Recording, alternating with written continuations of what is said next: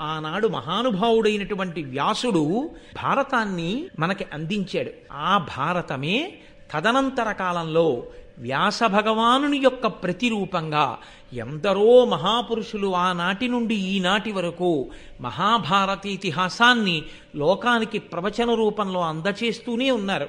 అందుకే మహాభారత ప్రవచనం ఎక్కడ దొరుకుతుందో అక్కడ ప్రీతి పొందేవాడు పరమేశ్వరుడు కాదుట, వ్యాస భగవానుడి ప్రీతి చెందుతాడు. నేను నా జాతి ధర్మం పట్టుకుంటుందని, నా వారసులు జ్ఞానం కోసం అలమటిస్తారని, నేను అందించే ఈ ధర్మాన్ని వాళ్ళు పట్టుకుంటారని ఇంత గొప్ప గ్రంథాన్ని రచించి అందించాను. వ్యాస భగవానుడు సంతోషిస్తే ఇంకంతకన్నా మన జీవితాలకి కావలసినటువంటి ఆ ఉత్కృష్టత, మన జీవితానికి సాఫల్యం ఇంకేముంటుంది మీరు ఆలోచించండి. అంత గొప్ప గ్రంథం మనకి మహాభారతం.